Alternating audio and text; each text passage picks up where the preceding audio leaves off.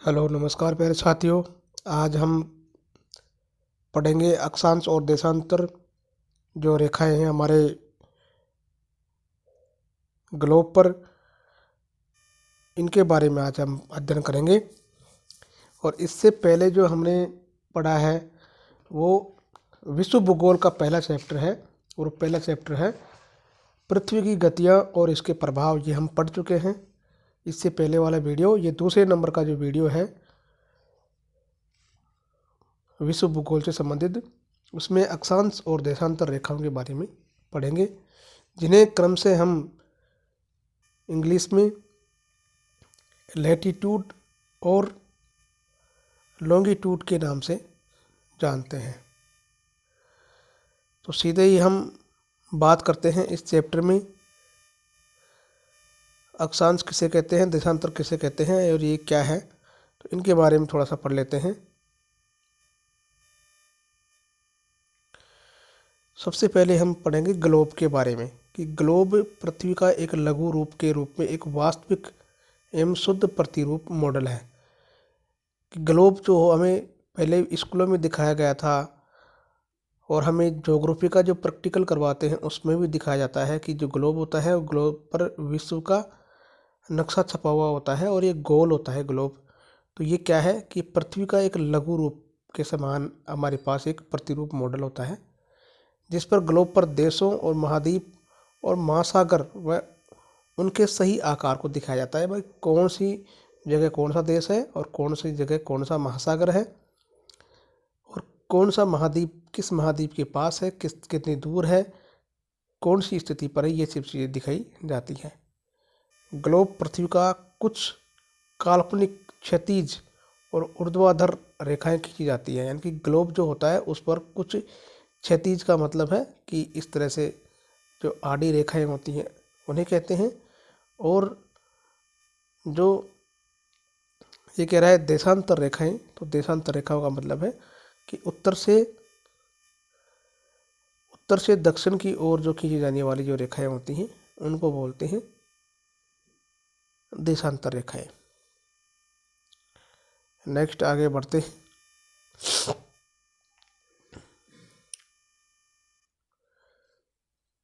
कि इन्हें भौगोलिक निर्देशांक भी कहा जाता है और इनका उपयोग करके किसी भी स्थान की स्थिति, दूरी, दिशा को आसानी से निर्धारित किया जा सकता है। अक्षांश और देशांतर निर्देशांक के रूप में होते हैं जिनके माध्यम से पृथ्वी के किसी स्थान या क्षेत्र की वास्तविक स्थिति को निर्धारित किया जाता है। यानी कि इनके माध्यम से ये जाना जाता है कि कौन सा स्थान किस जगह पर है। ग्लोब यानी कि लघुकृत पृथ्वी, यानी कि वो प्रतिरूप की बात है कि एक सुई झुकी हुई अवस्था में होती है और ग्लोब को इस सुई के चारों ओर पृथ्वी की भांति पश्चिम से पूर्व की ओर घुमाया जा सकता है।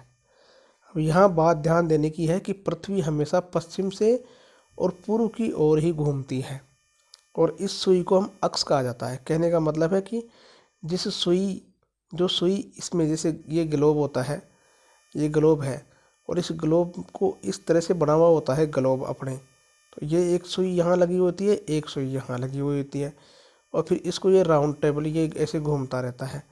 और ये जो इसका स्टैंड होता है इस प्रकार से इसका स्टैंड होता है। ये ग्लोब इस प्रकार का होता है। तो ये इस सुई की बात कर रहा है, इसकी बात कर रहा है ये, कि ये जो सुई होती है ये क्या है, अक्ष है। ये यहाँ अक्ष लिख रखा है। बल्कि हमारी जो पृथ्वी एक काल्पनिक रेखाओं के चारों ओर घूर्णन करती है और इसे अक्ष कहा जाता है। नेक्स्ट हम बात करें कि हमारी पृथ्वी अपनी अक्ष पर पश्चिम से पूर्व की ओर वामावर्त यानी कि एंटी क्लॉकवाइज घूमती है। कहने का मतलब है कि जैसे अपनी जो घड़ी होती है वो घड़ी तो इस तरफ से ऐसे घूमती है, लेकिन जो हमारी जो ये पृथ्वी है वो पृथ्वी हमेशा पश्चिम से इस तरफ यानी कि पूर्व की तरफ घूमती है। यानी कि सुई की विपरीत दिशा में, घड़ी की विपरीत दिशा में। तो घड़ी की सुई इस तरफ से चलती है, ऐसे चलती है, जबकि ये ऐसे चलता है। तो ये पृथ्वी का घूर्णन हो गया, यानी कि अपनी ही जगह पर घूमना। इसको घूर्णन कहते हैं, यानी कि वामावर्त या एंटी क्लॉकवाइज या पश्चिम से पूर्व की ओर अपने अक्ष पर पृथ्वी घूमती रहती है। नेक्स्ट बात करें कि पृथ्वी पर स्थिति ये दो बिंदु जिनके से होकर अक्ष गुजरती है ध्रुव कहलाते हैं, यानी कि जो उत्तर में और एक दक्षिण में जो बिंदु होता है पृथ्वी का, तो इनको बोलते हैं क्या, ध्रुव बोलते हैं। नेक्स्ट बात करें, इसके उत्तरी भाग को उत्तरी ध्रुव, दक्षिणी भाग को दक्षिणी ध्रुव कहा जाता है। ये दोनों ध्रुव भौगोलिक ग्रेडों के आधार पर प्रदान करते हैं। भौगोलिक ग्रेडों से तात्पर्य है अक्षांश और देशांतर से। कहने का मतलब है ऐसे देशांतर रेखाएं और इस तरह से अक्षांश रेखाएं, तो इनको क्या बोलते हैं, ये स्थान जो होते हैं इनको ग्रिड बोलते हैं। नेक्स्ट हम बात करते हैं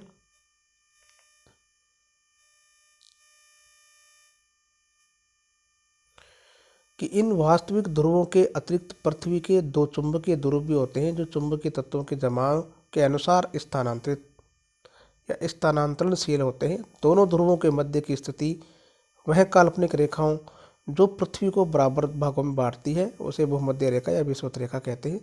यानी कि ये पृथ्वी है और इस पृथ्वी को ये जो रेखा है वो 0 डिग्री अक्षांश रेखा है, ये पृथ्वी को दो भागों में बांटती है बराबर, और इसी को भूमध्य रेखा या विषुवत रेखा कहा जाता है। नेक्स्ट हम बात करते हैं कि वह पृथ्वी की स्थिति विभिन्न स्थानों की स्थिति बताने वाला सबसे महत्वपूर्ण संदर्भ रेखा है। विषुवत रेखा के उत्तर की स्थिति में पृथ्वी के आधे भाग को उत्तरी गोलार्ध कहते हैं और दक्षिणी दिशा में दक्षिणी गोलार्ध कहा जाता है। कहने का मतलब ये पृथ्वी है, ये बीच में भूमध्य रेखा है, तो इसके उत्तरी भाग को उत्तरी गोलार्ध कहेंगे, ये दक्षिणी भाग है दक्षिणी गोलार्ध कहेंगे। नेक्स्ट बात करते हैं कि पृथ्वी ग्लोब पर किसी स्थान की भूमध्य रेखा से उत्तर या फिर दक्षिण की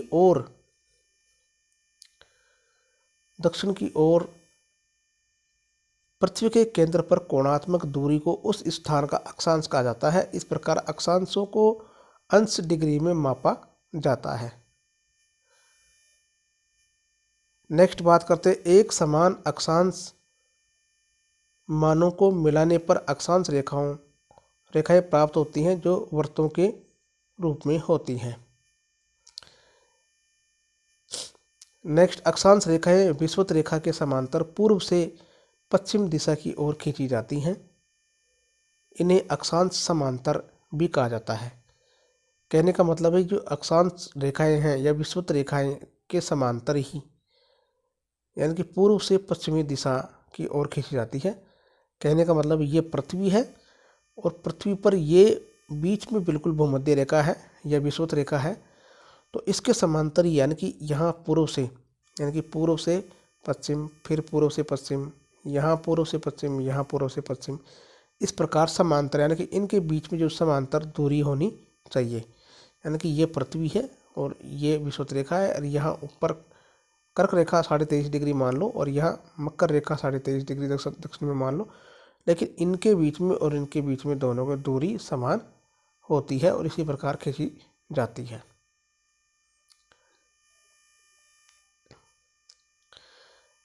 नेक्स्ट, विषुवत रेखा वृत्त या वृत्त जब शेष सभी अक्षांशों रेखाएं लघु वृत्त होती हैं, यानी कि सबसे बड़ा जो वृत्त बनाती है वो विषुवत रेखा बनाती है और अन्य सभी छोटे बनाते हैं। और आगे हम बात करें मोस्ट इम्पोर्टेंट कि विषुवत वृत्त शून्य अंश 0 डिग्री को दर्शाता है, यानी कि विषुवत रेखा के उत्तर में स्थित सभी अक्षांशों को उत्तरी अक्षांश और दक्षिण में स्थित सभी अक्षांशों को दक्षिणी अक्षांश कहा जाता है। इसलिए प्रत्येक अक्षांश के मान के साथ उसकी दिशा और उत्तर या दक्षिण में लिखा जाता है। नेक्स्ट बात करें, जैसे इसका चिन्ह होता है सामान्यतः है कि उत्तर का तो नॉर्थ लगाते हैं और दक्षिण का साउथ लगाते हैं, अक्सर से व्यक्त किया जाता है। यहाँ मोस्ट इम्पोर्टेंट बात है कि विषुवत वृत्त यानी कि ध्रुवों के बीच 1-1 डिग्री के अंतर पर 90 अक्षांश उत्तरी गोलार्ध में और 90 अक्षांश दक्षिणी गोलार्ध में बनते हैं। ये 1-1 डिग्री की बात हो रही है। पृथ्वी के किसी भी स्थान का अक्षांश 90 डिग्री से अधिक नहीं होगा। इस प्रकार पृथ्वी विषुवत रेखा यानी कि 0 डिग्री अक्षांश सहित कुल 1 + 90 + 90 181 अक्षांश होंगे। यानी कहने का मतलब है ये पृथ्वी है और इस पृथ्वी पर ये से जो अक्षांश खींचे जा रहे हैं ना, ये पूरे तो कुल तो होंगे 100 और 81, लेकिन जो व्रत हैं वो व्रत केवल 179 होंगे।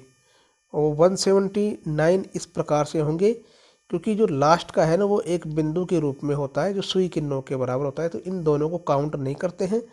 तो इसमें से -2 निकाल देंगे, किस में से, 181 में से, तो फिर 182।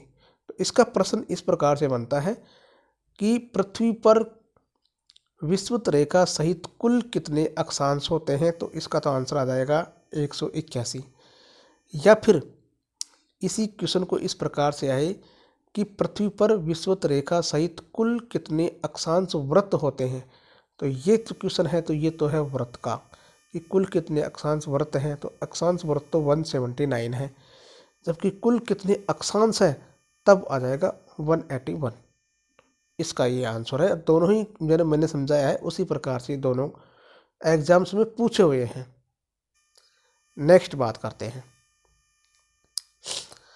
मैं इसे अगर थोड़ा आराम से पढ़ रहा हूँ तो थोड़ा आप इसकी स्पीड बढ़ा सकते हैं, क्योंकि यूट्यूब में ये ऑप्शन दिया हुआ होता है कि अगर कोई टीचर या कोई भी जो इस पर वीडियो डाल रहा है अगर वो जल्दी जल्दी बोलता है तो उसको स्लो मोशन में करके हम सुन सकते हैं, और अगर वो धीरे बोल रहा है और आप स्पीड से उन्हें सुनना चाहते हैं तो आप उसको स्पीड से सुन सकते हैं।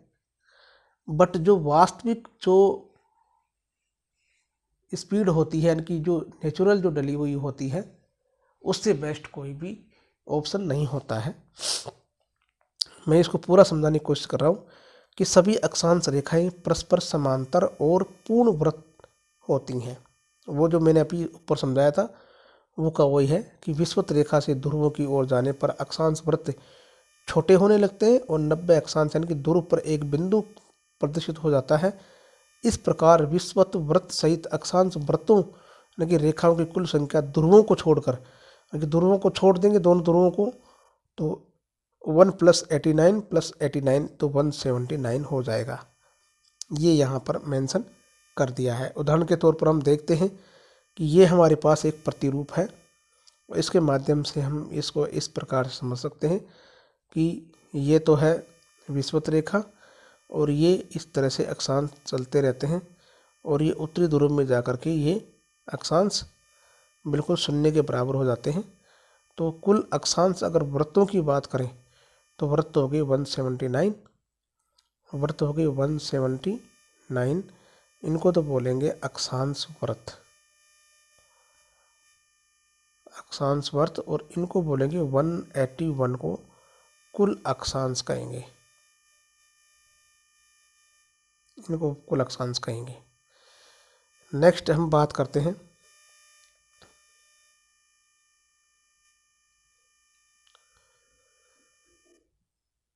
महत्वपूर्ण अक्षांश या समांतर, यानी कि उत्तरी ध्रुव कब होता है, तो 90 डिग्री उत्तरी ध्रुव होता है। यहाँ मैं थोड़ा और इसको जूम कर लेता हूँ ताकि आप समझने में आसानी रहेगी कि उत्तरी ध्रुव होता है वो होता है 90 डिग्री उत्तरी, और उत्तर ध्रुव वृत्त होता है, इसको बोलते हैं हम आर्कटिक वृत्त, तो ये होता है 66.5 डिग्री उत्तरी अक्षांश पर।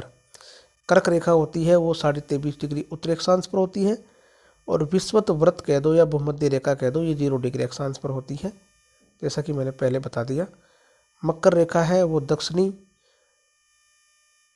गोलार्ध में 23.5 डिग्री दक्षिणी अक्षांश होता है, और दक्षिणी ध्रुव वृत्त ये अंटार्कटिका वृत्त होता है 66.5 डिग्री दक्षिण में, और दक्षिणी ध्रुव है वो 90 डिग्री दक्षिण में होता है। ये भी मोस्ट इम्पोर्टेंट होता है। नेक्स्ट, अक्षांश रेखाएं पृथ्वी पर पूर्व और पश्चिमी दिशा में खींची गई काल्पनिक समांतर रेखाएं होती हैं, जो 1 डिग्री के अंतराल पर खींची गई अक्षांश रेखाओं के बीच की दूरी समान होती है, जो लगभग 111 किलोमीटर होती है। और यहाँ मैं बात करूँ कि जो सर्वाधिक जो दूरी होती है इसकी 111 किलोमीटर की, वो होती है भूमध्य रेखा पर, वो 111.34 किलोमीटर के लगभग होती है।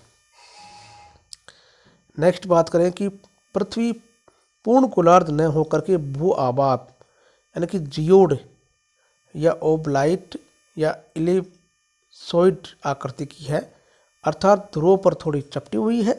इस कारण से ध्रुवों के निकट अक्षांशों के बीच की दूरी 111 किलोमीटर से थोड़ी सी ज़्यादा होती है। नेक्स्ट हम बात करें कटिबंध की, यानी कि पृथ्वी पर ताप कटिबंध कितने हैं? तो ताप कटिबंध है, एक तो उष्ण कटिबंध है, एक है शीतोष्ण कटिबंध और एक है शीत कटिबंध। तो उष्ण कटिबंध तो कहाँ से कहाँ तक है? वो तो कर्क रेखा से और मकर रेखा के बीच में है। कहने का मतलब है कि ये पृथ्वी है, ये भूमध्य रेखा है यानी कि 0 डिग्री, यहाँ उत्तर में 23.5 डिग्री 23.5 डिग्री कर्क रेखा है और दक्षिण में 23.5 डिग्री मकर रेखा है। तो ये 23.5 डिग्री यहाँ से लेकर के और यहाँ तक का जो स्थान है इसको बोलते हैं उष्ण कटिबंध। नेक्स्ट बात करें शीतोष्ण कटिबंध। तो शीतोष्ण कटिबंध में हम बात करते हैं कि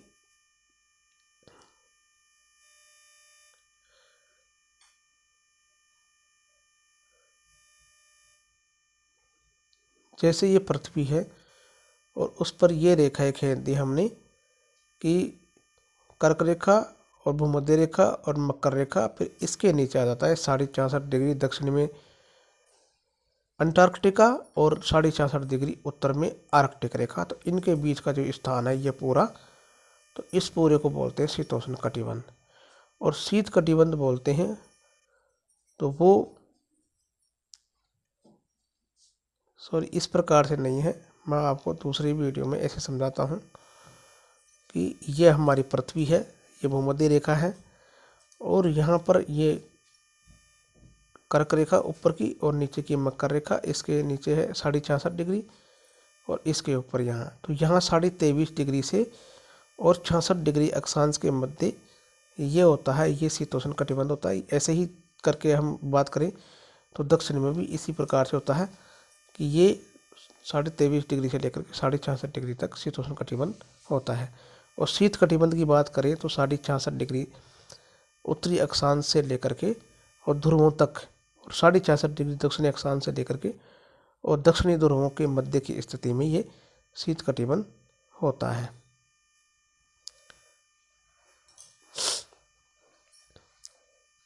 नेक्स्ट बात करें देशांतर की। अभी तक तो हमने अक्षांश पढ़ा है, अब देशांतर की बात करते हैं कि उत्तरी ध्रुव और दक्षिणी ध्रुव को मिलाने वाली काल्पनिक रेखाओं को देशांतर रेखा कहा जाता है। ये रेखाएं सभी अक्षांश वृत्तों को समकोण बनाती हैं। देशांतर रेखाओं की गणना के लिए किसी एक देशांतर को मानक रूप में उपयोग किया जा सकता है और यहाँ पर है कि एक अंतर्राष्ट्रीय समझौते के द्वारा इंग्लैंड के लंदन के पूर्व में एक ग्रीनविच नामक स्थान पर एक रॉयल वेधशाला गुजरने वाले देशांतर को प्रधान देशांतर या प्रधान यामोत्तर प्रधान मध्याह्न रेखा माना गया है और इसे ग्रीनविच यामोत्तर या मध्याह्न ग्रीनविच मेरिडियन के नाम से जाना जाता है, यानी कि ग्रीनविच जो रेखा होती है उसके नाम से जाना जाता है। नेक्स्ट बात करें किसी देशांतर रेखा पर स्थित सभी स्थानों को एक साथ मध्याह्न होता है, तो अतः इस देशांतर मध्याह्न यामांतर भी कहा जाता है। नेक्स्ट हम बात करें कि ग्रीनविच यामोत्तर यानी कि 0 डिग्री देशांतर से किसी स्थान की पूर्व या पश्चिम की कोणात्मक दूरी उस स्थान का देशांतर कहा जाता है। दूसरे शब्दों में किसी भी अक्षांश वृत्त पर उसके केंद्र 1-1 डिग्री के अंतराल पर कुल 360 डिग्री देशांतर होते हैं। कहने का मतलब पृथ्वी इस प्रकार से है और ये ऊपर से नीचे की ओर देशांतर रेखाएं खींची जाती हैं।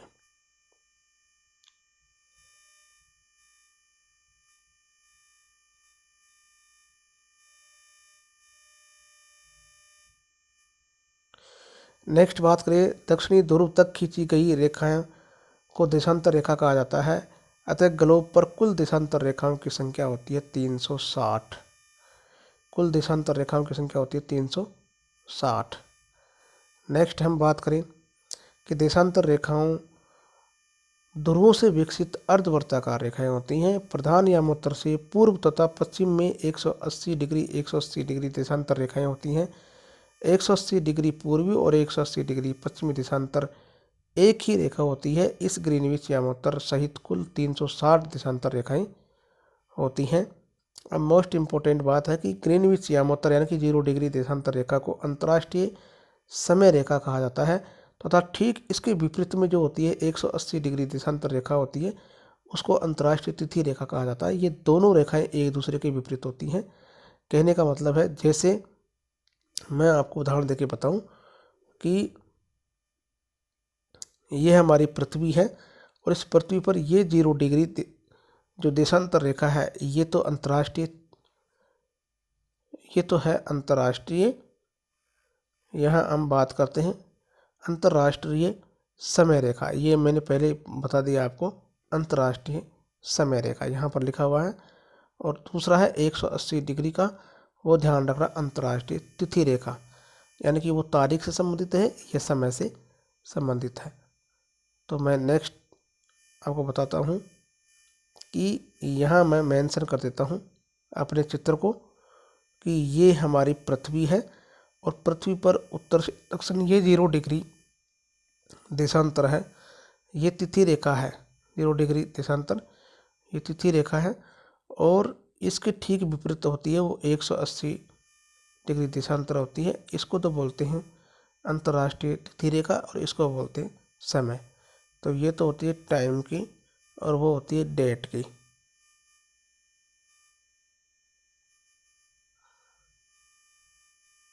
ये होती है डेट के लिए। तो 180 डिग्री देशांतर तिथि रेखा के लिए होती है और ये टाइम के लिए होती है। नेक्स्ट हम बात करें तो दो देशांतर रेखाओं की दूरी विषुवत रेखा पर सर्वाधिक होती है तथा ध्रुवों की ओर जाने पर क्रम से घटती जाती है। यह ध्रुवों पर शून्य हो जाती है।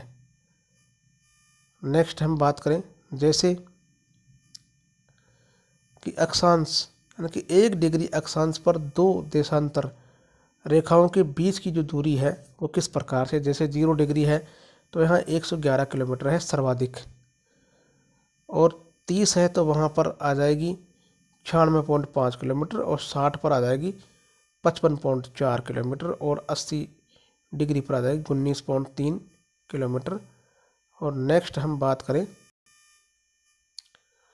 तो 90 पर आ जाएगी 0 किलोमीटर।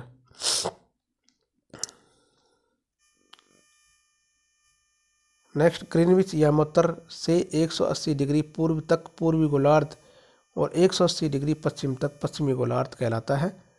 कहने का मतलब है कि ये पृथ्वी है और इसके ये बीच से होकर के देशांतर रेखा यह है, तो इसके इस साइड तो हो जाएगा, इस साइड तो हो जाएगा पूर्वी गोलार्ध और इस साइड हो जाएगा पश्चिमी गोलार्ध। नेक्स्ट देशांतर रेखाएं और समय। किसी स्थान का देशांतर उस स्थान का समय निर्धारित होता है, अतः देशांतर और समय में घनिष्ठ संबंध होता है। पृथ्वी 24 घंटे में अपने अक्ष पर 360 डिग्री घूम जाती है, अर्थात वह 1 घंटे में 15 डिग्री व 4 मिनट में 1 डिग्री घूमती है। इस प्रकार 1 डिग्री अंतराल पर स्थित दो देशांतरों के समय में 4 मिनट का अंतर होता है। प्रमाणिक समय एक प्रमाणिक देशांतर का स्थानीय समय होता है। जैसे कुछ देशों के देशांतरीय विस्तार अधिक होते हैं जिसके कारण वहाँ का एक से अधिक मानक समय होता है। सर्वाधिक जो मानक समय है वो है रूस का, यानी कि 11 समय जोन वहाँ पर टाइम जोन बने हुए हैं। कनाडा में है 5 टाइम जोन बने हुए हैं, तो 60 डिग्री वेस्ट का, और यहाँ 75 डिग्री वेस्ट का, और यहाँ 90 डिग्री 105 और 120 का। सर्वाधिक रूस में है, फिर कनाडा में, फिर यूएसए में है। तो यूएसए में 4 टाइम जोन है, 75, 90, 105, 120। और नेक्स्ट बात करते हैं कि अंतर्राष्ट्रीय सहमति के तहत 1884 में वाशिंगटन डीसी, यानी कि जो अमेरिका की राजधानी है, उसमें ग्रीनविच यामोत्तर के मानक समय रेखा को पृथ्वी को 1-1 घंटे वाले 24 समय क्षेत्रों में बांटा गया, और ऐसे में प्रत्येक समय को 15 डिग्री देशांतर के क्षेत्र में घेरता है। इसके प्रत्येक स्थान पर स्थानीय समय याद करने के लिए कठिनाई दूर हो जाती है। मोस्ट इम्पोर्टेंट बात है कि अंतर्राष्ट्रीय तिथि रेखा 180 डिग्री देशांतर को अंतर्राष्ट्रीय तिथि रेखा यानी कि IDL कहा जाता है। जैसा कि मैंने पहले बता दिया कि 0 डिग्री देशांतर है वो तो है अंतर्राष्ट्रीय समय रेखा, और इसके ठीक विपरीत होती है कि दूसरी तरफ होती है 180 डिग्री देशांतर, उसको अंतर्राष्ट्रीय तिथि रेखा यानी कि डेट का जोन बोलते हैं। यह प्रशांत महासागर में एक टेढ़ी मेढ़ी यानी कि जिग जैग रेखा है जो एक देश के सभी स्थानों को एक साथ रखने के लिए कई स्थानों पर मोड़ा गया है। इसको जैसे साइबेरिया को अलास्का से अलग रखने के लिए इसे पूर्व की तरफ मोड़ दिया गया, फिर बेरिंग सागर से पश्चिम की ओर मोड़ा गया, फिर फिजी और न्यूजीलैंड के विभिन्न भागों में एक साथ रखने के लिए इसे पूर्व की ओर मोड़ा गया। और जब ग्रीनविच यानी कि 0 डिग्री यामोत्तर से पूर्व की ओर समय की गणना करते हैं तो 180 डिग्री ईस्ट पर समय 12 घंटे आगे होता है, तथा ग्रीनविच यामोत्तर से पश्चिम की ओर 180 डिग्री वेस्ट समय जोन 12 घंटे पीछे हो जाता है। इस प्रकार 180 डिग्री देशांतर दोनों स्थानों पर 24 घंटे यानी कि एक दिन का अंतराल होता है, अर्थात 180 देशांतर से दोनों तरफ की तिथियां एक अंतराल हो जाता है। नेक्स्ट बात करें कि इस रेखा को पूर्व से पश्चिम यानी कि USA से जापान की और पार करने पर एक दिन आगे किया जाता है, जिसके कारण इसे ये पूरे कैलेंडर वर्ष में एक दिन कम हो जाता है। इस समय इस रेखा को पश्चिम से पूर्व यानी कि जापान से USA की ओर पार करने में एक दिन कम किया जाता है, जिसके कारण पूरे कैलेंडर वर्ष में एक दिन बढ़ जाता है। इसे यहाँ उदाहरण दे रखा है। इसका उदाहरण इस प्रकार है कि यदि ग्रीनविच पर मंगलवार है यानी कि 20 सितंबर 2022 को दोपहर के 12 बज रहे हैं, तो फिर 180 डिग्री पूर्वी देशांतर पर मंगलवार के 20 सितंबर 2022 की मध्य रात्रि होगी, जबकि 180 डिग्री पश्चिमी देशांतर पर सोमवार यानी कि 19 सितंबर 2022 की मध्य रात्रि होगी। इसका मतलब है यह हुआ कि 180 डिग्री देशांतर के दोनों और अलग अलग तिथि रेखाएं पाई जाती हैं। ये किस प्रकार से अंतर्राष्ट्रीय तिथि रेखा को बांट रखा है, जैसा कि इसमें पहले बता रखा है कि यह इस तरफ आकर के यहाँ पूर्व की ओर घूमती है, फिर पश्चिम की ओर, फिर पूर्व की ओर, फिर सीधी जाकर के फिर पूर्व की ओर, फिर यहाँ पश्चिम की ओर, इस प्रकार से घूमती है। और इसमें कुल 9 मोड इसमें बताए गए हैं।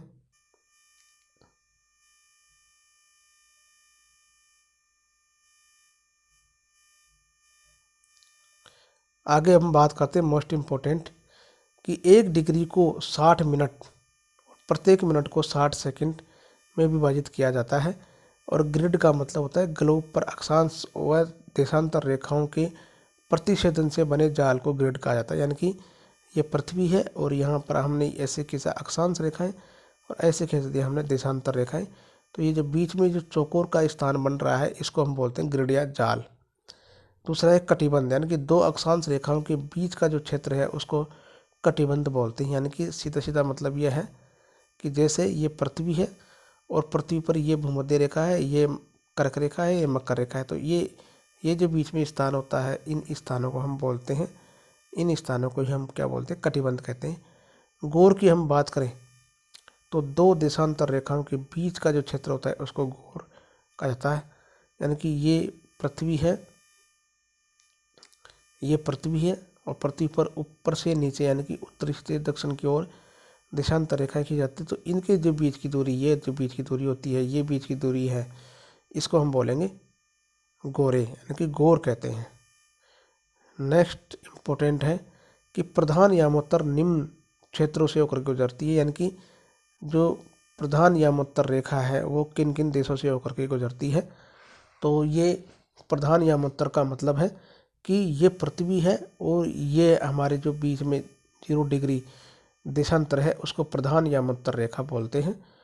तो ये किन किन देशों से होकर गुजरती है, तो यहाँ यूरोप में है, यूनाइटेड किंगडम में, फिर स्पेन और फ्रांस, यानी कि यूरोप के 3 देशों से होकर गुजरती है, यूनाइटेड किंगडम यानी कि इंग्लैंड और स्पेन और फ्रांस से।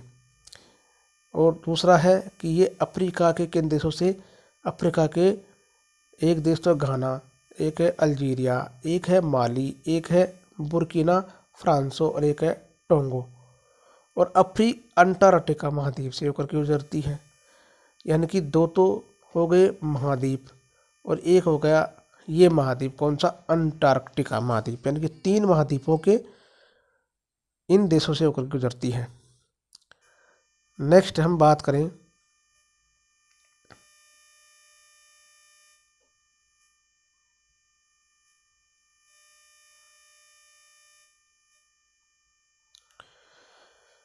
कि भूमध्य रेखा 3 महाद्वीपों के 13 देशों से होकर के गुजरती है।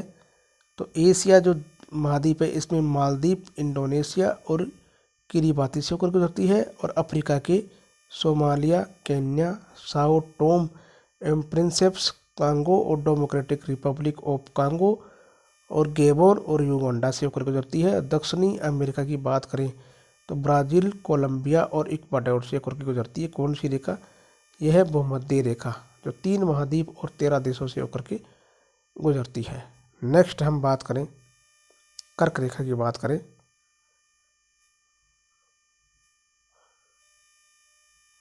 तो कर्क रेखा ये रही। कर्क रेखा 18 देशों से होकर के गुजरती है। यानी कि मैक्सिको है, अल्जीरिया है, माली है, फिर मोरिटानिया है, मिस्र है, नाइजीरिया है, म्यांमार है, भारत है, संयुक्त अरब अमीरात है, यानी कि बहमास है, ताइवान है, ओमान है, चाड, चीन, बांग्लादेश,